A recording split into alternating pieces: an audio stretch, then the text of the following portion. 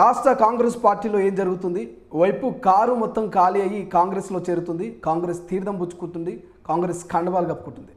గతంలో కాంగ్రెస్ పార్టీ అధికారంలోకి రావడానికి కష్టపడ్డ సీనియర్ నాయకులు చెమటదీసి కాంగ్రెస్ పార్టీని అధికారంలోకి తెచ్చిన తర్వాత నిజంగా సొంత పార్టీ నాయకులకు కాంగ్రెస్ పార్టీలో విలువ ఉందా? వాళ్ళు సాటిస్ఫైగా ఉన్నారా? ఒకసారి మాట్లాడదాం. ఇప్పటికే ప్రతిపక్ష నాయకులు అటు కేటీఆర్, హరీష్ రావు, మరోవైపు బీజేపీ నాయకులు వరుసగా అధికార పార్టీ మీద విరుచుకుపడుతున్నారు.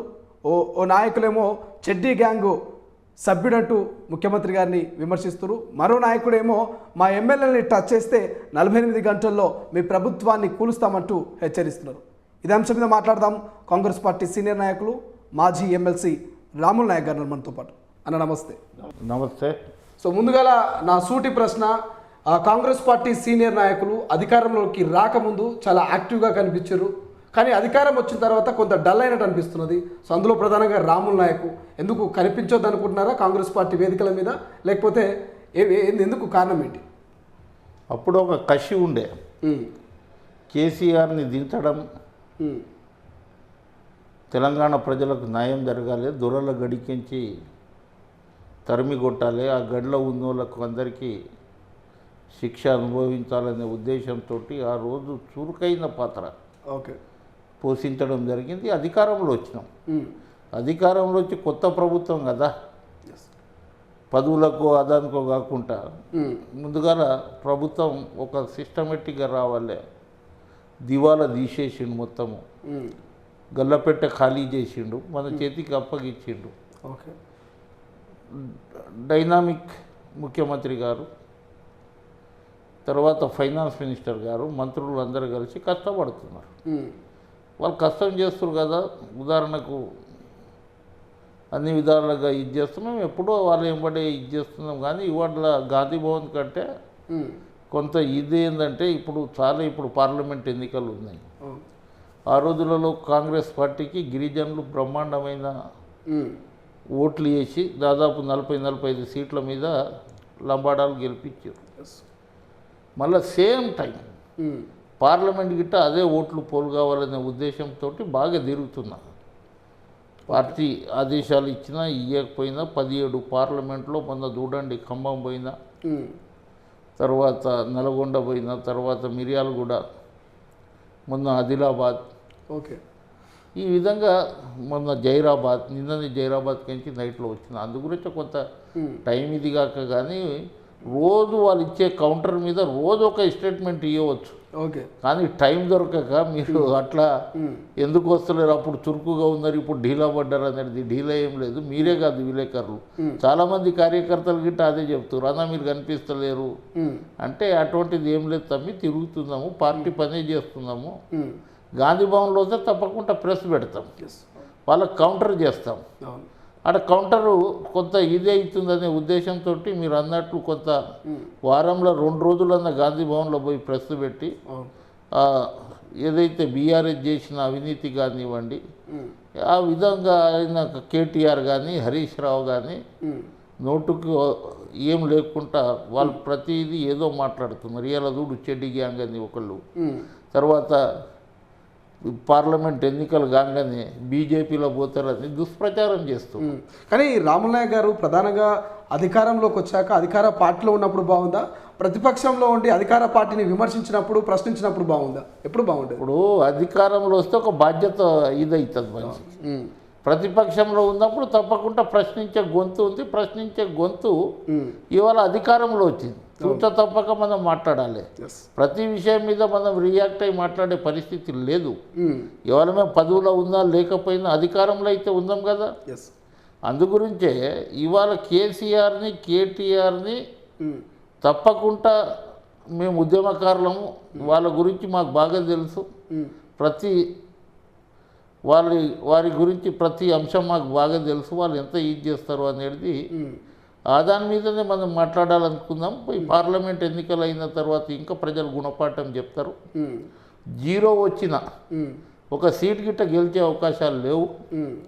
అందుగురించే ఫస్ట్ భారతీయ జనతా పార్టీలో విలీనం అయ్యేది బీఆర్ఎస్ పార్టీ. బీఆర్ఎస్ పార్టీ ఇప్పుడు టీఆర్ఎస్ అంటుంది. ఇంకా కొన్ని రోజులైన తర్వాత బీజేపీలో విలీనమైన తర్వాత తండ్రి కొడుకు బిడ్డ అల్లుడు వీఆర్ఎస్ తీసుకోవాల్సిన అవసరం ఉంటుంది. విఆర్ఎస్ అంటే ఇది కొత్తగా voluntary retirement. Okay, VRS TRS VRS okay. ఈ విధంగా వాళ్ళు చేసుకుంటారు. వాళ్ళకి గిట్ట తెలుసు ఇక్కడ మాకు ప్రజలు నమ్మిర్రు, 10 సంవత్సరాలు మేము ఇది చేసుకుందాం, దోచుకుందాం, దంచుకుందాం, జేబు నింపుకుందాం, ఈ విధంగా మాకు అది అయిపోయింది అనే ఉద్దేశంతో లండన్ దుబాయ్ ఒక్కొక్కరు ఒక్కొక్క స్థాయి ఏది చూసుకుంటున్నారు. ఓకే, ఇండియాలో ఉంటే మనకి ఇది కాదు, అందు గురించి విదేశాలలో పారిపోవాలనే ఉద్దేశం వారికి ఉంది. ఆ కార్యకర్తలు గిట్ట ఇవాళ చూడండి ఎమ్మెల్యే లైన్ కడుతున్నారు. ఓకే, కాదు ప్రధానంగా బీఆర్ఎస్ పార్టీలో ఉన్నటువంటి ఎమ్మెల్యేలంతా కూడా కాంగ్రెస్ పార్టీలోకి రానికే ప్రధాన కారణం వాళ్ళని బెదిరిస్తున్నారు, పార్టీ ఫిరాయింపులకు పాల్పడుతున్నారు, అందుకే కాంగ్రెస్ పార్టీలోకి వస్తున్నారు అంటున్నారు కదా. నిజంగా బెదిరిస్తున్నారా మీరు? మేము బెదిరిస్తున్నామా? వాళ్ళ దగ్గర ఉంటే మా ఫ్యూచర్ లేదు, మా భవిష్యత్తు లేదు. బీఆర్ఎస్ పార్టీ అయిపోయింది. ఆ రోజు 10 సంవత్సరాల్లో ఉన్నప్పుడు మాకు అసలు మాట్లాడనియలేదు, ఏం చెప్పేటోళ్ళం కాదు. రామారావు గెలవాలన్నా వాళ్ళకు బాగా ఇబ్బంది ఉండే. కాంగ్రెస్ పార్టీలో ప్రజాస్వామ్యం ఉంది, ముఖ్యమంత్రిని 1 గంటలో గెలవచ్చు. ఈ దానికంటే అది మంచిగా ఉంది కదా. ఇవాళ ప్రజాస్వామ్యం ఉంది, పనులు చేసుకోవచ్చు. కార్యకర్తలు ఎవరైతే మనం మాట ఇచ్చినా వాళ్ళకి ఇంత అధికారంలో ఉంటే ఇది చేస్తామనేది మేము బెదిరించడం కాదు. వీళ్ళు ఆ రోజు దొరతనం అహంకారం చూపెట్టిరుడు అవి ఆ ఎమ్మెల్యేలకు యాదకు వస్తుంది.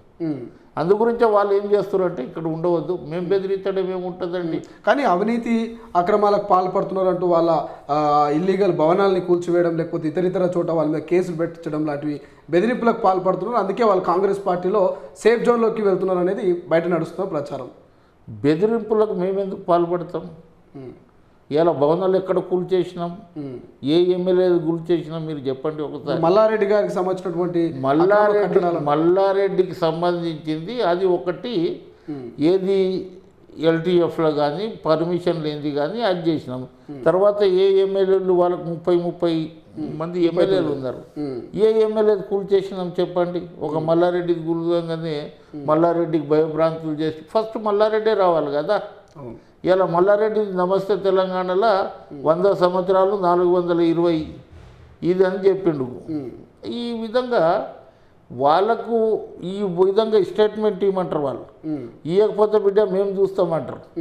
అటు కక్కలేక ఇటు మింగలేక ఏం చేయాలో అర్థం కాక ఇదవుతురు వాళ్ళు.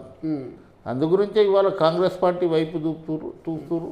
మాకు ఎవరిని పిలిచే అవసరం లేదు, వాళ్ళే వచ్చి మేము పని చేస్తామనే పద్ధతిలో ఉన్నప్పుడు ప్రజాస్వామ్యంలో అందరూ రావాలి, పని చేయాలి అనే ఉద్దేశం మాకుంది కాదు. మేము ఎవరిని భయపెట్టి. కానీ రామనాయక్ గారు ఎప్పుడన్నా అనిపించిందా అధికారంలోకి రాకముందు కాంగ్రెస్ పార్టీ కోసం కష్టపడ్డారు, మీరు కావచ్చు, వి హనుమంతరావు కావచ్చు, అద్దంకి దయాకర్ కావచ్చు, ఇటువంటి సీనియర్ నాయకులంతా కూడా అధికారంలోకి వచ్చిన తర్వాత ఎటువంటి నామినేటెడ్ పోస్టులు లేవు, ఎంపీ పదవి లేదు, ఎమ్మెల్సీ లేదు, ఒక మంత్రివర్గంలోకి తీసుకున్నటువంటి పరిస్థితి ఏమైనా అనిపిస్తున్నదా? కొత్త వాళ్ళకి అవకాశం ఇస్తున్నారు, మమ్మల్ని మర్చిపోయేటటువంటి బాధ ఏమైనా కలుగుతున్నదా? పార్టీ అధిష్టాన వర్గం ఉంటుంది. ముఖ్యమంత్రి గిట్ట మూమెంట్లో పనిచేసి వచ్చినప్పుడు ఒక ఉదాహరణకు ఒక జడ్పీటీసీగా, ఎమ్మెల్సీగా, ఎమ్మెల్యేగా, ఎంపీగా, తర్వాత ముఖ్యమంత్రిగా మంత్రి చేయలే కదా. ఏ మంత్రి చేయలే, ఆయన డైరెక్ట్ ముఖ్యమంత్రి అయిండు. ఇవాళ పార్టీ వచ్చిన తర్వాత 3-4 నెలల్లో ఎవరికి అర్జెంట్ చేస్తారో చేసిరు. 137 మంది చైర్మన్లను ఇచ్చేసారు. మహబూబాబాద్లో బాలరామ్ నాయక్ని ఒక జాగల ఎంపీగా చేసేసారు. ఇక్కడ బెల్లయ్య నాయక్ని ఒక చైర్మన్గా చేసేసారు. ఈ విధంగా ఎవరిని ఎక్కడ తీసుకోవాలనే ఉద్దేశంతో పార్టీ ఇది చేస్తుంది. కొంత లేట్ అవుతుంది కానీ తప్పకుండా అవకాశాలు వస్తాయి, అటువంటిది ఏమి ఉండదు. పార్టీలకు తప్పకుండా అవకాశాలు వస్తాయి. అందుగురించే ఇవాళ మేము తొందరపడేది లేదు. మేము మళ్ళీ పార్టీకి ఏమన్నా జరిగినప్పుడు అందరికంటే ముందుగా తప్పకుండా ఉంటాం, డిఫెండ్ చేస్తాం, పార్టీ పరంగా వాదిస్తాం, మాట్లాడతాం. ఈ విధంగా మేము తప్పకుండా ఇది చేస్తాం. కానీ సైలెంట్ అయ్యారు అనేది కాదు. ఇవాళ పార్లమెంటు పార్టీ వచ్చిన తర్వాత బాధ్యతలు ఇంకా పెరుగుతాయి కదా. ఇప్పుడు గత అసెంబ్లీ ఎన్నికల్లో లంబాడా జాతికి సంబంధించి ఒక నాయకుడిగా, ఒక జాతి నాయకుడిగా ఉన్నటువంటి రాముల్ నాయక్ని ఉపయోగించుకొని 119 నియోజకవర్గాల్లో మీ ఓటు బ్యాంకును సొంతం చేసుకున్న కాంగ్రెస్ పార్టీ ఇప్పుడు అదే రాముల్ నాయక్ని ముందులా నడిపిస్తూ పార్లమెంట్ ఎన్నికల్లో ఓటు బ్యాంకును సొంతం చేసుకునే అవకాశం ఉందా? ఆ విధంగా మిమ్మల్ని ఉపయోగించుకుంటుందా పార్టీకి? 100% మొన్న మేము పార్టీ పరంగా మా అడ్వైజర్లతోటి గుర్తువడం జరిగింది. వాళ్ళు ఒక్కటే ఆదేశాలు ఇవ్వడం జరిగింది. పోయినసారి మనం పార్లమెంట్లో కానీ, మన కోడంగల్ కానీ, తాండూరు కానీ, తర్వాత పరిగి కానీ, జడ్చెర్ల, షాద్నగర్, మహబూబ్ నగర్, కోడంగల్, తర్వాత మన నిజామాబాద్లో రూరల్, ఎల్లారెడ్డి, అదేవిధంగా మన మన దేవరకొండ, నాగార్జున సాగర్, మిర్యాలగూడ, కల్వకుర్తి, అదేవిధంగా మన హుజూర్ నగర్, తర్వాత కోదాడ, ఇదంతా ట్రైబల్ లంబాడా. మళ్ళీ ఇంకా ఎవరు లేరు ఇక్కడ. దీనికి మైబాడ్, డోర్నకల్, ఇల్లెందు ఇవన్నీ కాంగ్రెస్ పార్టీ గెలిచింది. వైరా, తర్వాత నీకు పాలేరు, పొంగులేటి పోటీ చేసిన దగ్గర 50-56 వేల ఓట్లు ఉన్నాయి.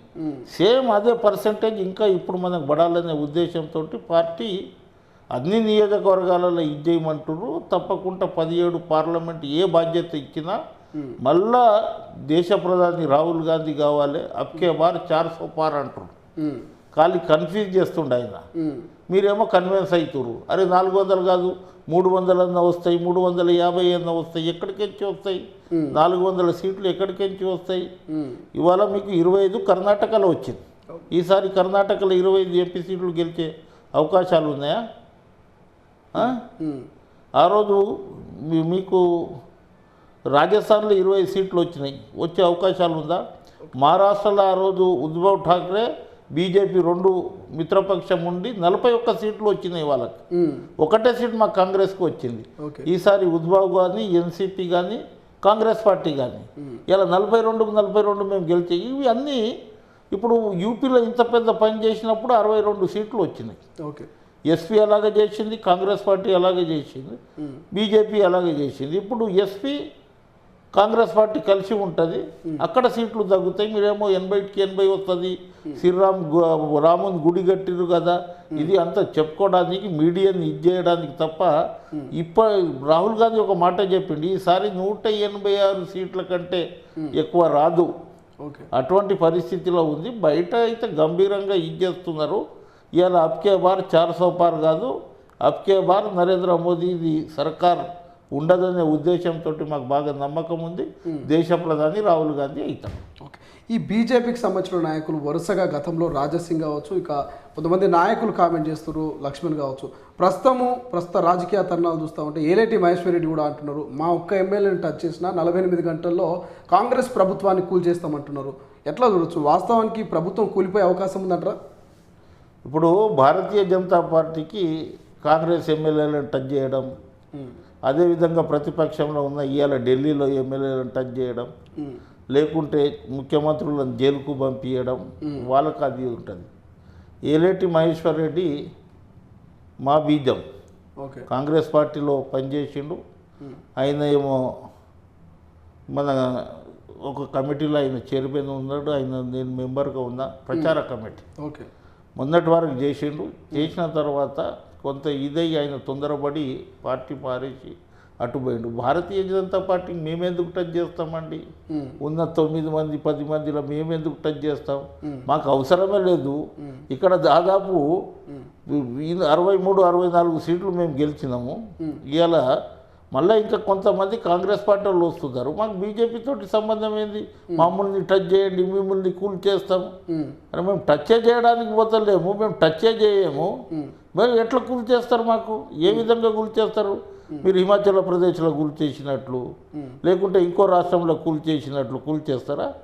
ఇక్కడ తెలివి పరులు జనాలు ఉన్నారు, తెలంగాణలో ఉద్యమకారులు ఉన్నారు, పోరాటే శక్తి ఉంటుంది, ప్రశ్నించే గొంతులు ఉంటాయి. కానీ ఈ విధంగా మీరు ఎక్కడంటే అక్కడ మేము ప్రభుత్వం మధ్యప్రదేశ్లో పడేసినాం, మేము అదే రోజు కమల్ సింగ్ కనుక ఆయన కమల్నాథ్ కనుక ముఖ్యమంత్రి ఉండి వీళ్ళ ఎమ్మెల్యేగా ఒక 20 మందిని తీసుకుంటే ఇవాళ గవర్నమెంట్ పడకపోతుండే మాది. కానీ మాకు అటువంటిది లేదు కదా, వీళ్ళకు ఉంది. అందు గురించే మీరు టచ్ చేయండి, చూస్తాం. అందరు వచ్చిన తర్వాత ఆ ఎమ్మెల్యేలు గిట్ట వచ్చేటట్లు ఉన్నారు. వీళ్ళతోటి కాదు, ఇది రాదు అనే ఉద్దేశంతో ఎమ్మెల్యే ఎన్నికలు అయిన తర్వాత ఇప్పటి నుంచే ఇట్లా చెప్తే కొంత భయంతో మా వాళ్ళు ఆగుతారనే ఉద్దేశంతో ఇదైతుంది తప్ప ఇలా మాకు టచ్ చేసే అవసరం లేదు. వాళ్ళ ఎమ్మెల్యే మాకెందుకండి. కానీ ముఖ్యంగా ముఖ్యమంత్రి రేవంత్ రెడ్డి మదిలో భయం పుట్టుకున్నది. సో ముఖ్యమంత్రి రేవంత్ రెడ్డి భయపడుతున్నాడు, అందుకే వలసగా కారు నుంచి ఖాళీ చేసి కాంగ్రెస్లో జాయిన్ చేసుకుంటున్నారు అంటున్నారు. భయపడుతున్నాడా మీ ముఖ్యమంత్రి? భయపడే వ్యక్తేనా? మా ముఖ్యమంత్రి భయపడతాడా అంటే ఎందుకు భయపడతాడు ముఖ్యమంత్రి? మెజారిటీ ఉంది మాకు, ప్రభుత్వం పనిచేస్తుంది, ఎందుకు భయం ఉంటుంది? మా పన్నులను, మా గ్యారంటీ స్కీమ్లను చూసి ఇవాళ ఎమ్మెల్యేలు వస్తున్నారు. కానీ ఏదో భయపడి కారు ఖాళీ చేసారు. కారు ఖాళీ కాలే. పోయినసారి 12 మంది ఎమ్మెల్యేలను డబ్బులు ఇచ్చి ఒక్కొక్క ఎమ్మెల్యేకి ఎంత డబ్బులు ఇచ్చారో వాళ్ళకి తెలుసు. నార్కో టెస్ట్ పెట్టండి ఎంత ఇచ్చారో. మేము డబ్బులు ఇస్తున్నామా ఎమ్మెల్యేలకు ఎవరికన్నా? లేకుంటే మీరు రండి మేము ఒక పదవి ఇస్తాం అది అని చెప్తున్నామా? ఇలా సిటీలో ఉన్న ఎమ్మెల్యేలు దానం నాగేందర్ వచ్చిండు మొన్న. ఇవాళ మాగంటి వస్తాడు రేపు, తర్వాత ప్రకాష్ గౌడ్ వస్తాడు. అందరు టచ్లో ఉన్నారు. ఎంతమంది వచ్చే అవకాశం ఉంటుంది? మొత్తం సీటే ఖాళీ అయిపోతుంది. బీఆర్ఎస్ది మొత్తం సీట్లు ఖాళీ అయిపోతుంది.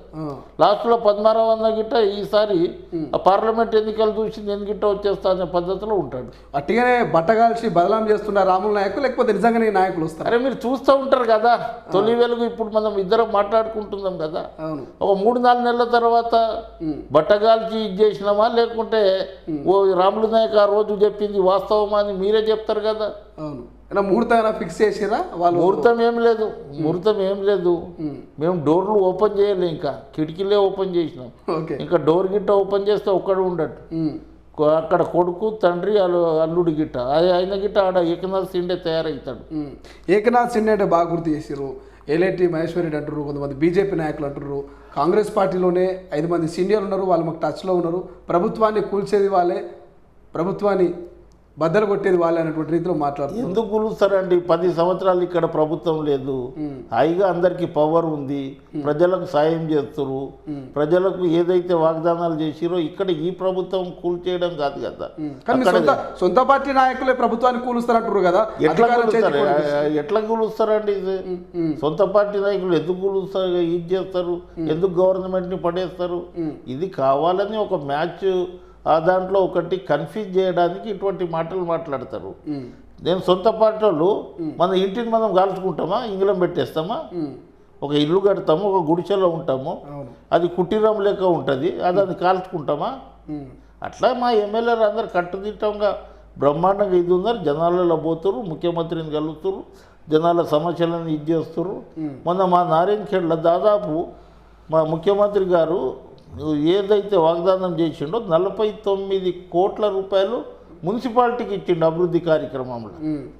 మా ఎమ్మెల్యే సంజీవ్ రెడ్డి గారు పోయి ఆడ ఇది చేస్తే నేను మొన్న చెప్పిన ముఖ్యమంత్రి గారికి, అన్న నువ్వు నాకు ఒక 100 కోట్లు ఇస్తాను తాండలకు, జర గల్లపెట్టే ఖాళీ ఉంది రాములన్న, తర్వాత చూద్దాం అన్నాడు. ఇట్లా అభివృద్ధిగా ఇది జరుగుతున్నప్పుడు ఇంకా ఎందుకు ఇది అవుతారు? ఇవాళ మీకు ఎమ్మెల్యేలే ఇది చేస్తారు, మీ వాళ్ళే ఇది చేస్తారు. ఎందుకు చేస్తారండి? 10 సంవత్సరాలు మా ఎమ్మెల్యేలు ఈ బీఆర్ఎస్కి ఉండకుండా చూడడానికి మా ప్రజలు ఇది చేసారు. ఆ రోజు రాహుల్ గాంధీ, ప్రియాంక గాంధీ, సోనియా గాంధీ ఏదైతే మాటలు ఇచ్చారో అదానికి కట్టుబడి ఉంటాము. మాకు అది దృష్టి, మాకు ప్రధానమంత్రి, మాకు ప్రధానమంత్రి రాహుల్ గాంధీ కావాలని ఆ కుటుంబం త్యాగం చేసింది. ఆ కుటుంబాన్ని రుణపడి ఉందాం. ఇవాళ తెలంగాణ రాష్ట్రం ఇచ్చింది ఆ తల్లి. అందు గురించి ఆమెను ఇది చేయడానికి మేము ఎక్కడ ఇది కాదు.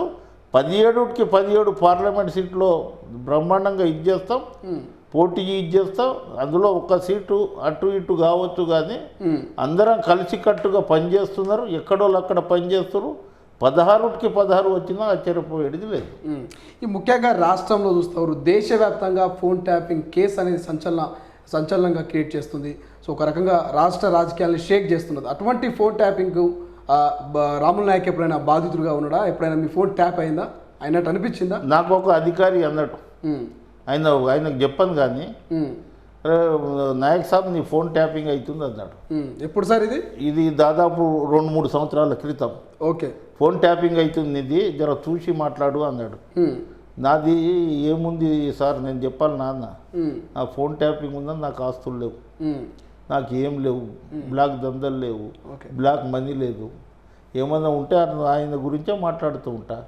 నాదయ్యింది, రాజేందర్ది అయింది, అందులో మంత్రులది గిట్ట అయింది. ఓకే, వాళ్ళ పార్టీలో మంత్రులది గిట్ట అయింది, హీరోనీలది అయింది.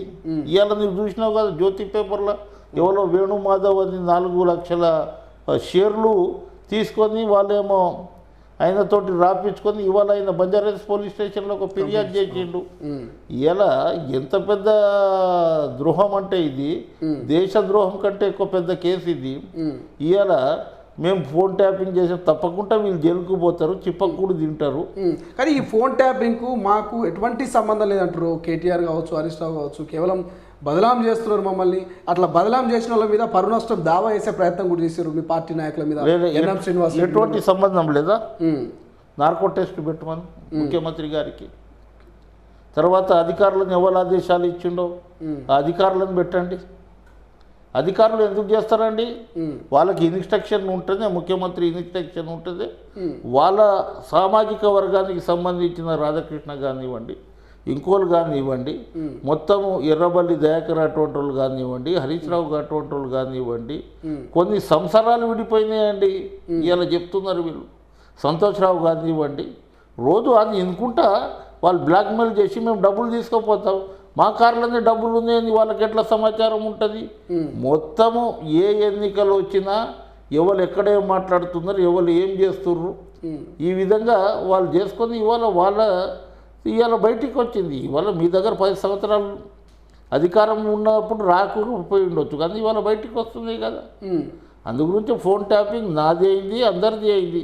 రేవంత్ రెడ్డిది గిట్ట అయింది, ముఖ్యమంత్రిది. ఆ రోజు ముఖ్యమంత్రి కాదు, మా కోమటిరెడ్డిది అయింది, మా ఎవరు మన ఉత్తమ్ కుమార్ రెడ్డి ఆ రోజు పిసిసి ప్రెసిడెంట్ ఉన్నప్పుడు అందరిది అయినాయి. అందు గురించి మేము అంటున్నాం కదా, ఎవరైతే ఫోన్ ట్యాపింగ్ చేసిర్రో ఎంత పెద్దవాడైనా అతన్ని వదిలేడిది లేదు, 100% వారికి జైలుకు పంపిస్తామనేది ఉంది మాకు. కవిత గారి ఇష్యూ ఎట్లా అనిపిస్తుంది సార్? పార్లమెంట్ ఎన్నికల్లో ఇది డైలీ సీరియల్ ఎక్కడ 2 ఏళ్ళ సాగి ఇప్పుడు జైల్లో వెళ్ళినటువంటి సందర్భం ఏమనిపిస్తున్నది ఈ కవిత ఇష్యూ చూస్తుంటే? కవిత ఇష్యూ చూస్తే మన నవ్వు వచ్చింది నాకు. ఒక పిటిషన్ వేసుకోరు, మా కొడుకుకు 10th ఎగ్జామ్ ఉంది, నేను లేకపోతే రాయలేను. మళ్ళీ ఖైదీల కొడుకులు ఎంతోమంది ఉన్నారు కదా బయట, ఎంతోమంది ఖైదీలు ఉన్నారు, వాళ్ళ కొడుకులు గిట్ట ఉన్నారు, లేడీస్ అమ్మలు ఉన్నారు ఖైదీలు. వాళ్ళ పిల్లలకు మళ్ళీ నీ పిల్లల మీద ఇంత ఇది ఉంటే మళ్ళీ 10 ఏసి 5 ఏసి 2 ఏసి సంవత్సరాల నుంచి లోపల జైల్లో ఉన్నారు వాళ్ళ పిల్లలు కదా. ఇవాళ ఆమె బయటికి రావడానికి ఎలక్షన్లో నేను బయట తిరగాలి, మళ్ళీ నేను జనాలకు చెప్పుకోవాలి, మైకు పట్టుకోవాలి, కవితమా అనేది నేను ఇది చేసుకోవాలి అనే ఉద్దేశంతో తర్వాత తెల్లారి మళ్ళీ ఇంకోటి ఉండే కదా ఏసీబీలోది, వాళ్ళు ఏమైంది మళ్ళీ ఇది చేసారు కదా. ఇవాళ కోర్టు ఏదైతే ఆలోచన చేస్తుందో బెయిల్ ఇచ్చేటప్పుడు ఇస్తుంది, ఏదప్పుడు ఇయ్యది. అందు గురించి ఇవాళ మీరు డ్రామాగా చేసి నా కొడుకులు లేని చదవడు నేను, మళ్ళీ ఇవాళ తల్లిదండ్రులు లేని కొడుకులు ఎందుకు చదువుతున్నారు? ఇలా గ్రూప్ 1 గ్రూప్ 2 ఫస్ట్ క్లాస్ మార్కులు తీసుకువస్తున్నారు.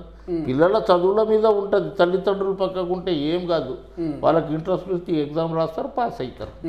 ఏమనిపిస్తుంది, ఈ కాంగ్రెస్ పార్టీ నిజంగా 5 ఏళ్ల పాటు అధికారంలో ఉంటుంది అనిపిస్తున్నదా? ఎందుకంటే ఓవైపు బీఆర్ఎస్ ఖాళీ అవుతున్నా కూడా మేము మళ్ళా కేసీఆర్ను సీఎంగా చూడబోతున్నటువంటి స్టేట్మెంట్లు వస్తున్నాయి. ఎవరిది వస్తుంది?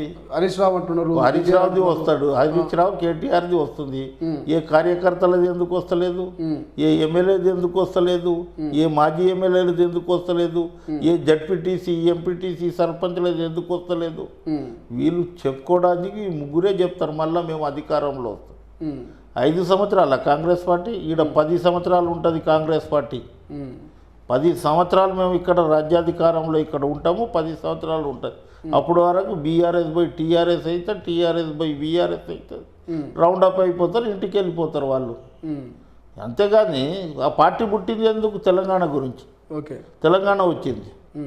ఇవాళ కాళేశ్వరం ప్రాజెక్ట్ మీద ఆంధ్రజ్యోతిలో మన ప్రొఫెసర్ ఎవరు జానయ్య ఒక ఆర్టికల్ రాసిండు, మీరు చూడండి ఎంత అవినీతి జరిగింది, ఏ విధంగా ఉంది. సోయిట్ అటువంటి దేశాలలో ఇటువంటి ప్రాజెక్ట్ మేము కట్టలేమని కొన్ని లక్షల డాలర్లు ఇచ్చేసి రిటర్న్ తీసుకుర్రు. మంచి మేధావులతో సంప్రదింపులు చేసిన తర్వాత ఇటువంటి ప్రాజెక్ట్ ఇది కాదనేది చెప్పిన తర్వాత గిట్ట అటువంటి ప్రాజెక్టు ఇది చేసుకొని అవినీతిలో కురుక్కోపోయి ఇవాళ మీరేమో మేము మళ్ళీ వస్తాము అంటే. కానీ కేసీఆర్ అంటుడు కదా సార్, ప్రధానంగా మీకు కాంగ్రెస్కు కాళేశ్వరాన్ని రిపేర్ చేయ చేతనైతే లేదు, 50,000 మందితోటి కాళేశ్వరం వెళ్తా ధర్నా చేస్తా అంటున్నాడు. అవసరమైతే వానాకాలం తర్వాత అక్కడిని నిలబడి తొక్కి నేను ఆ యొక్క పంపులను నడిపిస్తా, నీళ్ళు అందిస్తా రైతులకు అంటున్నాడు కదా. ఏమన్నా పొలం బాట కూడా చేసిండు కదా. మరి ఎందుకు ఇప్పుడు ఆయన ఏమన్నాడంటే ఒప్పుకుండు 32 పండ్లలో 2 పండ్లు ఊడిపోతాయి అనుకోండి, 32 పండ్లను తీసేస్తామా?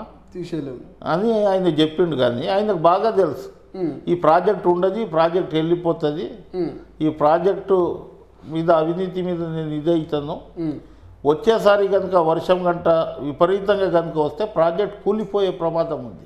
ఓకే, అందుగురించి ప్రాజెక్ట్ని మరమ్మత్తు చేయలేదు, ప్రాజెక్టు 2 జాగాలు ఇసుకలో కట్టినాం, ఈ విధంగా చెప్పుకోవడం జరుగుతుంది. కానీ ఇవాళ ప్రాజెక్టు కట్టిన తర్వాత ఒక ఇల్లు కట్టినాం మనం, 10 సంవత్సరాలు ఇంత క్రాక్ రాదే. అంత పెద్ద ప్రాజెక్టు కట్టినప్పుడు నీవు 2-3 సంవత్సరాలలో నీకు పర్రెలు బాసి పిల్లర్లు కింద మీద అవుతూ ఉంటే ఇప్పుడు ఇవి 2 అయినాయి, తర్వాత ఇంకా 4 అవుతాయి, తర్వాత 10 అవుతుంది. అందుగురించి వచ్చే వర్షాకాలం వరకు నేను ప్రాజెక్ట్ మీద ఇది చేయకపోతే ఇంకో కాంగ్రెస్ వాళ్ళు చేయలేదు, ఆ రోజు మరమ్మత్తు చేస్తే ఈ ప్రాజెక్ట్ ఉండేది అనే విధంగా తప్పించుకోవడానికి, మా మీద బురద జల్లడానికి, ఆ రోజు ప్రాజెక్ట్ కట్టినప్పుడు మళ్ళీ పర్రబాసేటప్పుడు నీవే అధికారంలో ఉన్నావు కదా. ఆ రోజు 50,000 మందిని మనం కూలి పని చేసినాం కదా తెలంగాణకు. కూలి పని చేసి కూలి పని చేసి తట్టలు మోసి మనం పైసలు ఈ పార్టీకి ఇది చేసినాం. అట్లనే నీ 50,000 కార్యకర్తలు కాదు, నీకే కాదు, మొత్తం 100 మంది నీ ఎమ్మెల్యేలు ఉండే. మనిషికి ఒక 1000 మందిని తీసుకొచ్చి పర్యబాస్తుంది, దానికి మనం రిపేర్ చేద్దామని ఎందుకు కార్యకర్తలకు పిలుపు ఇవ్వలే? ఇలా నీ అవినీతిని ఇది చేసుకోవడానికి 50,000 మందిని తీసుకోపోతా, ఆడనే ఉంటా, ఆడనే తొక్కుతా, ఆడనే పంపులు స్టార్ట్ చేస్తా. ఏడికెంచి చేస్తారండి పంపులు స్టార్ట్? ఏడికెంచి పిల్లర్లను మరమ్మత్తు చేస్తారండి? వర్షాకాలం వచ్చింది, ఆ రోజు కనుక చేస్తే ఇవాళ ఈ గతి పడకపోతుండే అని అంటాడు ఆయన. అందు గురించే ఇటువంటి స్టేట్మెంట్లు ఇస్తుంటాయి. కానీ ప్రధానంగా ఈ కాంగ్రెస్ అధికారంలోకి వచ్చిన ఈ 3 నెలల పాటు ఒక 120 రోజుల పరిపాలనలో కాంగ్రెస్ కరువును తీసుకొచ్చింది. కాలం తెచ్చిన కరువు కాదు, కాంగ్రెస్ తెచ్చిన కరువు అంటున్నారు. తాగనీకే నీళ్లు లేవు, సాగు నీళ్లు లేవు, పంటలు ఎండిపోతున్నాయి, ప్రజలు అల్లాడుతున్నారు అంటున్నారు. నిజంగా కాలం తెచ్చిన కరువా, కాంగ్రెస్ తెచ్చిన కరువా? కాంగ్రెస్ తెచ్చిన కరువు అంటే నవ్వు వస్తుంది నాకు. భారతదేశంలో అనేక రాష్ట్రాలలో కరువు ఉంది, ఒకటి తెలంగాణలోనే కాదు. ఇవాళ అనేక రాష్ట్రాలలో కరువు నడుస్తుంది. బీజేపీ ఉన్న రాష్ట్రాలలో ఉంది, తర్వాత ప్రతిపక్షంలో ఉన్న రాష్ట్రాలలో ఉంది. కరువు అంత ఇది ఉంది, కానీ కరువు తాండవం ఇది చేస్తుంది. కానీ ఒక తెలంగాణలోనే నీళ్ళ ఇది అవుతున్నాయా? ఇవాళ తెలంగాణలోనే పొలాలు ఎండుకుపోతున్నాయి. అన్ని జాగాల పరిస్థితి. నేను మొన్న మహారాష్ట్ర పోయినా అదే పరిస్థితి, కర్ణాటక పోయినా అదే పరిస్థితి. అటు ఎక్కడైతే వర్షపాతం అధికంగా ఉంటుందో ఆదిలాబాద్ అటువంటి ప్రాంతం గిట్ట కరువుగా ఇదవుతుంది. ఆ రోజుల్లో లక్కీగా ఇందుకు 10 సంవత్సరాలు వర్షాలు పడ్డాయి. ఆ రోజు చంద్రబాబుకు 10 సంవత్సరాలు వర్షాలు పడలే. వైఎస్ రాజశేఖర రెడ్డి ఉన్నప్పుడు 10-20 సంవత్సరాలు బ్రహ్మాండంగా వర్షాలు పడ్డాయి. ఈయన ఎక్కడికైనా తీసుకొచ్చిండండి? వర్షాలు పడితే కరువు ఉండదు, వర్షాలు పడకపోతే కరువు ఉంటుంది. ఏమన్నా కాళేశ్వరం ప్రాజెక్టుకించి నీళ్ళు వస్తున్నాయి, ఆ నీళ్ళని మేము ఆపేసినాము, ఆ పంటలను ఇది చేసినామంటే అది కాంగ్రెస్ పార్టీ తీసుకొచ్చిన కరువు అందవచ్చు. కానీ ఇవాళ వర్షాలే పడకపోతే మొత్తం భారతదేశం ఇదైతూ ఉంటే కాంగ్రెస్ పార్టీ తెచ్చిన కరువు. నాగార్జున సాగర్ కాలువ 15 రోజుల ముందు విడిచిపెడితే అంటే ఆ పంటలన్నీ ఇదైతుండే అని ఆ విధంగా రెచ్చగొట్టడానికి చెప్తాడు ఆయన. ఆయన ఎప్పుడన్నా ప్రజలు మా కాలువకు నీళ్ళు ఇవ్వమంటే ఆ రోజు ఇయ్యడు ఆయన. ఆయనకి ఇష్టం వచ్చినప్పుడు ఇస్తాడు ఆయన. ఇవాళ మేము గిట్ట నీళ్ళు ఇస్తున్నాం, కాలువలలో ఎంత ఇది ఉంది. ఇవాళ ఇంత అనేటప్పుడు నీ కృష్ణాలో మనకు రావాల్సిన వాటర్ ఇలా నువ్వు ఆంధ్రకు మొత్తం తరలిచ్చినావు, ఇలా నువ్వు మాట్లాడుతున్నావు ఏం వాటర్ గురించి, కరువు గురించి. కరువుకు గురించి మాట్లాడే నైతిక విలువలు మీకు లేవు. కానీ రైతులను పరామర్శిస్తున్నాడు, పొలం బాట అంటున్నాడు. అంటే గతంలో మీరు అసెంబ్లీలో ప్రశ్నించినప్పుడు అసెంబ్లీకి అయితే రాలేకపోయాడు, కానీ ఇలా రైతుల దగ్గరికే పోయి రైతులనే ఇలా పరామర్శిస్తున్నాడు కదా కేసీఆర్. ఆ రోజు అధికారంలో ఉన్నప్పుడు ఎంతమంది రైతులు చచ్చిపోయారు. మీ ప్రభుత్వంలో కూడా ఈ 3 నెలల్లో ఈ 100 రోజులలో 200 మంది రైతులు. ఓకే అబ్బా, నేను ఏమంటున్నా అంటే మా ప్రభుత్వం వచ్చిన తర్వాత కొత్తదేం కాదు కదా. అంతకుముందు ఎందుకు పోలేదు ఈయన? అంతకుముందు ఎందుకు రైతుల దగ్గర పోయి ఇది చేయలేదు? ఆ రోజు చనిపోయిన రైతుల దగ్గర పోకుండా పంజాబ్లో రైతులు ఇదైతే ఆత్మహత్య అవుతుందో ఆడ 3 లక్షలు పోయి ఇచ్చి నేను ఇండియాలో ఒక బీఆర్ఎస్ని పెట్టాలనే ఉద్దేశంతో పోయినావు. ఇక్కడ చనిపోయిన రైతు దగ్గర ఈ 10 సంవత్సరాల ఒక్క రైతు ఇంటికి పోయిందా? ఎవరికన్నా భరోసా ఇచ్చిండా? నేను ఉన్న ముఖ్యమంత్రి మిమ్మల్ని ఆదుకుంటానేది ఎవరికన్నా చెప్పిండా? ప్రతిపక్షంలో వస్తే రైతులు ఆదుకొస్తారు. ఎవరికన్నా కలిసిండా జనాలకు? 10 సంవత్సరాలు జనాల దగ్గర పోయిండా? ఇలా కరీంనగర్ పోతుండు, నల్గొండ పోతుండు. ఆ రోజుల్లో ఎక్కడ పోయినావు? మళ్ళీ నీవు ఎన్నికల సభలకు తప్ప ఇంకా ఎక్కడ పోయినావు నువ్వు చెప్పు? ఎప్పుడన్నా అధికారులతోటి సమీక్ష సమావేశాలు జరిగినాయా? లేకుంటే ఒక ప్రతిపక్ష పార్టీలను పిలిచి నువ్వు మాట్లాడిన రోజులు ఉన్నాయా? ఆ ప్రగతి భవన్లో ఏమవుతుందో వెనక ముంగటికించి ఆ జైలు ఖానా ఉంటే లోపల ఏమవుతుందో తెలియదు. ఇలా సెక్రటరియట్ కానీ నీకు ప్రగతి భవన్లో ఒక సామాజిక వర్గం ఎస్సీకి, ఒక సామాజిక వర్గం ఎస్టీకి పెట్టించి అది ప్రజాభవన్గా మార్చినాం. ఈ విధంగా ఇవాళ నేను రైతులను ఇది చేస్తున్నా, రైతులు 200 మంది చచ్చిపోయారు అట్లాంటిది. ఈ పీరియడ్లో ఎంతమంది చచ్చిపోయారు? ఎవరి దగ్గర పోయినావు నువ్వు? అది ముందుగా రికార్డు తీయమని. ఇలా ఏదో మమ్మల్ని బద్నాం చేయడానికి మళ్ళీ నేను అధికారంలో వస్తా, మీరేమో అధికారంలో వచ్చేది లేదు, ఈయన ఉండేదే లేదు. ఈయన జైలుకు పోతాడు, ఎక్కడ అధికారంలో వస్తాడు అవుతుందా? జైలుకు అంటారు. మొన్న తుక్కుగూడ వేదిక ద్వారా కూడా మీ ముఖ్యమంత్రి రేవంత్ రెడ్డి గారు అన్నారు, ఇట్లనే సపరేట్ ఒక జైలు కట్టిస్తాం డబుల్ బెడ్ టైప్లో అన్నారు. కల్వకుట్ల కుటుంబాన్ని జైల్లో పెడతామంటున్నారు. కేవలం ఇది వ్యక్తిగతంగా మాటలకే పరిమితమైందా, లేకపోతే నిజంగా ఆ రకమైనటువంటి దిశలు ఏమైనా ఉంటాయా? కాంగ్రెస్ పార్టీ ఏం చెప్తే అది చేస్తాయి. జైలుకు పంపిస్తాం, జైళ్ళలో డబుల్ బెడ్రూమ్ లెక్క ఉంటుంది రూములు, తర్వాత జూల గిట్ట ఇస్తాం వీళ్ళకి. ఇగో ఇటువంటి అవినీతి పరులు ఉండే ముఖ్యమంత్రి, ఈ కుటుంబ సభ్యులు అక్కడ పులులను తర్వాత రకరకాల జంతువులను కడతారు కదా, ఒక పర్మిషన్ తీసుకొచ్చి జూ పార్కులో పెడతాం వీళ్ళు జనాలను చూపెట్టడానికి. ఎవడన్నా అవినీతి చేస్తే ఇగో ఈ జంతువులు లెక్క అవుతారు, అవినీతి చేయకండి. ఇంత తినడానికి ఇంత భూవనే కదా మనకు, లగ్జరీగా బతకడానికి కొంత డబ్బులు తప్ప ఇంకేముంది. మీరు విపరీతమైన డబ్బులు సంపాదించుకొని ఆ డబ్బులు ఎక్కడ పెట్టాలనో అర్థం కాక, ఇప్పుడు చూడండి, నిజాయితీగా మనము కొట్లాడేటప్పుడు మనం కరప్షన్ లేనప్పుడు మనకు ధైర్యం ఉంటుంది. ఎప్పుడైతే కరప్షన్ జరుగుతుందో ఆటోమేటిక్గా మనకు ధైర్యం కోల్పోతూ ఉంటాం. అయితే నేనేమంటున్నా అంటే రేవంత్ రెడ్డి గారికి ముఖ్యమంత్రికి ఒక లెటర్ రాస్తా, వాళ్ళకు జైల్లో ఉందని రోజులు జైలుకెంచి ఒక 2 నెలలు ఫేర్వెల్ మీద వస్తారు కదా, అట్లా జూ పార్కులో పెట్టండి, జనాలను సందర్శించడానికి ఒక బోన్ పెట్టండి, ఆ బోన్లో వీళ్ళని పెట్టండి, జనాలను చూపెట్టండి, చూడు వీళ్ళ అవినీతి పరులు ఇగో ఈ బోన్లో ఉన్నారు అనేది మనం చూపెట్టాలి. కొత్త రకమైన ఇది చేయాలి. అప్పుడు ఎవరన్నా అవినీతి చేస్తే అమ్మ ఈ జంతువుల బతుకురా మన అనే పద్ధతిలో మానసికంగా కుంగిపోవాలి ఆయన. ఈ విధంగా చేస్తాం. ఓకే, ఈ 6 గ్యారెంటీలు అమలైనాయా సార్? తెలంగాణలో మీరు అన్నటువంటి 6 గ్యారెంటీలు అమలైనాయా? తుక్కుగూడ సభ ద్వారా 64 సీట్లు, ఈ 6 గ్యారెంటీల ద్వారా 64 సీట్లు తెచ్చుకున్నారు. మళ్ళీ అదే తుక్కుగూడ వేదికగా పార్లమెంట్ ఎన్నికలకు శంకారావం పూరారు. ఈ 6 గ్యారెంటీలు అనేది నిజంగా తెలంగాణలో 6 గ్యారెంటీలు 4 గ్యారెంటీలు అయితే అయినాయి అబ్బా. 6కి 6 3 నెలల్లో. ఇప్పుడు మీరు కేసీఆర్కి ఎందుకు అడగరు? 10 సంవత్సరాలలో ఎన్ని గ్యారెంటీలు చెప్పిండి? దళిత ముఖ్యమంత్రి అన్నాడు, 3 ఎకరాల భూమి అన్నాడు, నిరుద్యోగ భృతి అన్నాడు, 2 లక్షల రుణమాఫీ అన్నాడు, 2 లక్షల ఉద్యోగాలు అన్నాడు. మీరు ఎప్పుడు ఎస్సీ ఎస్టీలు ఓన్లీ ఉద్యోగాలు అడుగుతారు, మీకు టాటా బిర్లా చేస్తా అన్నాడు, అందరినీ భికారీ బిర్లా చేసిండు. ఈ విధంగా ఆయన ఇన్ని చేస్తే 10 సంవత్సరాలలో మీకు ఓపిక ఉంటుంది. కానీ 3 నెలల తర్వాత మీరు ఏం చేయలేదని ఒక దిక్కు కొడుకు, ఒక దిక్కు అల్లుడు, ఒక దిక్కు ఆయన. 3 నెలల్లో మీరేం చేసిర్రు? మీరేం బీకిర్రు? 3 నెలల్లో మాకు కొత్తగా వచ్చింది తెలంగాణ, మేము కాపాడుకోవాలి. ఆ రోజు పుష్కలంగా డబ్బులు ఇచ్చిపోయింది కాంగ్రెస్ పార్టీ. పుష్కలంగా నీ దగ్గర నిధులు ఉన్నాయి. కానీ ఇవాళ బేకార్ తెలంగాణ, బికారీ తెలంగాణ, బంగారు తెలంగాణ ఏదైతే నువ్వు 10 సంవత్సరాలు చెప్పినావో బంగారు తెలంగాణకు బికారీ తెలంగాణ, బేకార్ తెలంగాణ చేసి గల్లెపెట్ట ఖాళీ చేసి మా చేతికి అప్పగించి పోయిండు. ఆ దానికి సదురుకుంటా ఇవాళ ఎన్జిఓస్లకు 1 తారీఖు పేమెంట్ ఇచ్చేటట్లు ఎక్కడైతే ఇదవుతుందో కొంత ఇదవుతుంది. కానీ 6 గ్యారెంటీలు 100% చేస్తాం. 100 రోజులు అయింది. 100 రోజులలో 3 నెలలు ఇంత ఇది ఉంటే వీళ్ళకి తొందరపాటు ఉంటే మళ్ళీ 5 సంవత్సరాలు వీళ్ళు ఆగుతారా? ఒర్లి మెంటల్ బిలాక్ అయ్యి ఇదైపోతారు, వాళ్ళు అనారోగ్యానికి గురి అవుతారు.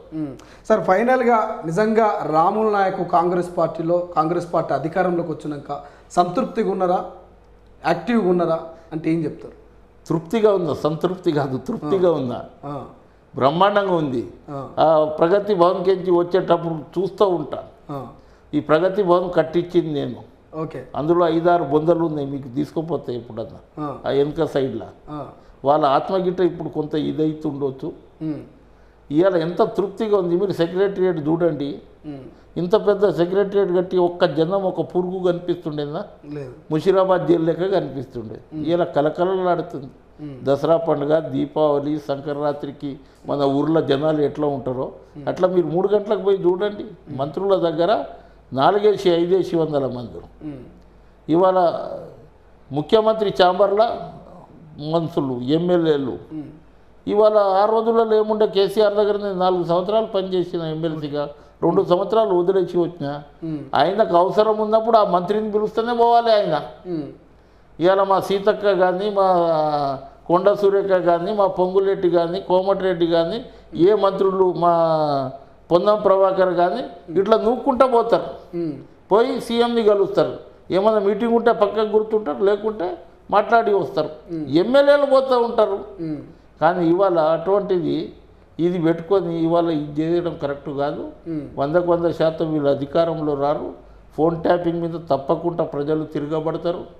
ఫోన్ ట్యాపింగ్ ఒక రాజకీయ నాయకులేదే కాదు, వ్యాపారవేత్తలకు ఎంత బ్లాక్మెయిల్ చేసారు, హీరోయిన్లకు ఎంత ఇది చేసారు, హీరోలకు ఎంత ఇది చేసారు, ల్యాండ్ ఉన్నోళ్ళకి ఎంత చేసారు, వ్యాపారంలో కొంత డబ్బులు సంపాదించుకొని ఏ విధంగా బ్లాక్మెయిల్ చేస్తారో తప్పకుండా ప్రభుత్వం వెంబడబడుతుంది, ప్రజల గిట్ట వెంబడబడతారు. Yes, right. Thank you so much Ramula Nayak గారు. ఇది మొత్తం మీద సీనియర్ నాయకులు రాముల నాయక్ గారు అయితే ఒక స్పష్టతనిచ్చారు. కాంగ్రెస్ పార్టీలో నేను సంతృప్తిగా ఉన్నా, సో చాలా హ్యాపీగా ఉన్నా ప్రభుత్వం వచ్చిన తర్వాత. సో ఏది ఏమైనా రానున్న రోజుల్లో ఖచ్చితంగా కల్వకుంట్ల కుటుంబాన్ని జైల్లో పెడతాం. ఫోన్ ట్యాపింగ్ సంబంధించినటువంటి ఎవరైతే దోషులను వాళ్ళని ఖచ్చితంగా కఠినంగా శిక్షించేటువంటి ప్రయత్నం చేస్తాం. రానున్న రోజుల్లో పార్లమెంట్ ఎన్నికల్లో 17 సీట్లకు 17 సీట్లు గెలిచే దిశగా ప్రయత్నం చేస్తామని చెప్తున్నారు. సో చూద్దాం ఆఫ్టర్ పార్లమెంట్ ఎన్నికల తర్వాత ఏం జరగబోతుంది, ఇటు రాష్ట్ర రాజకీయాలు అటు దేశ రాజకీయాల్లో ఎటువంటి మార్పు రాబోతుంది అనేది మరికొద్ది రోజులు వెయిట్ చేయాల్సిందే.